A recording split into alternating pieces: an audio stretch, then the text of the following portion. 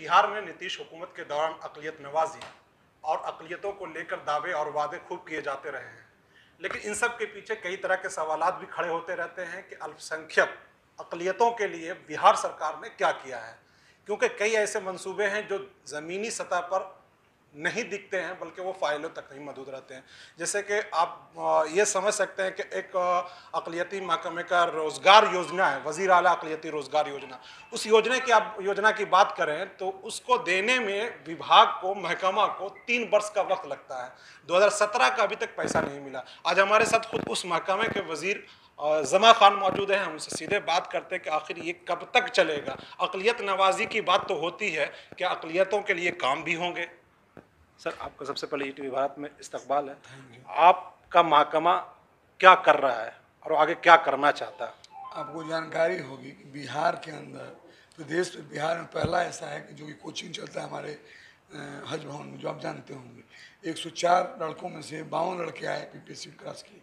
उसके बाद दरोगा का, कांस्टेबल का, वहाँ पे बिहार के अंदर माननीय मुख्यमंत्री ने रखे हैं मुसलमान अल्पसंख्यक के लिए, तो कोई नहीं किया है। दूसरी चीज़ जो आपने कहा है, बात सत्य है कि समय लगा है। जो ऋण देने की बात आपने भी कहा है, 3 साल 4 साल लग जा रहा है।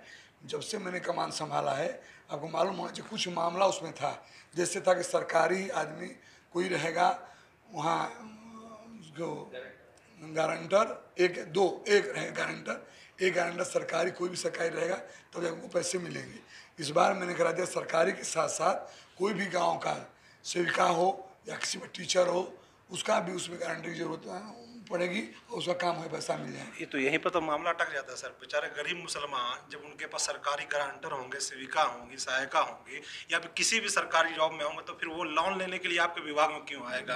तो वो तो मामला फिर वहीं अटक जाता है। बता दे रहे हैं आपको, अटक नहीं जाता है। 10 लाख कोई देगा आपको, 10 लाख आपके विभाग में नहीं है सर, 5 लाख नहीं, 10 लाख जानिए पर जानिए तो। अब यार 3-5 ज़्यादा बतियाते हैं, बात समझे हमारी। 10 लाख रुपया हो गया है, बात समझे तब बोलिए। इस बार 10 लाख इसी बार में ना हो यार, पहले से मैं हूँ।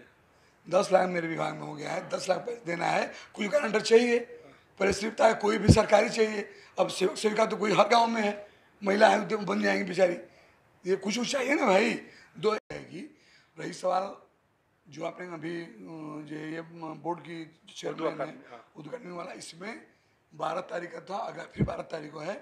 1-2 महीने के अंदर, तो देखिए माननीय मुख्यमंत्री जी का भी पहल होता है, 1-2 महीने के अंदर उसमें जो है प्रेसिडेंट कोई भी बन जाएगा। बतौर वजीर आप अक़लियतों के लिए कौन एक ऐसा काम करेंगे जो जिसको लेकर आपको याद किया जाए कि हाँ, जमा खान एक अच्छा काम किया था? जैसे मेरे भाई, आवासीय विद्यालय बहुत अच्छी सोच है माननीय मुख्यमंत्री जी का, जो नहीं बन पाया बिहार के अंदर, जो आपने पहले रखा था, अच्छी बात है।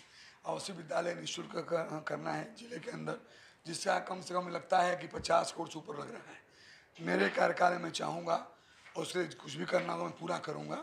पूरे जिला में एक आवासीय विद्यालय हर जगह बन जाए, 2-2 हॉस्टल बन जाए, मल्टीपर्पज़ का मार्केट की व्यवस्था हो जाए, जो 2 पैसे उनको आवे।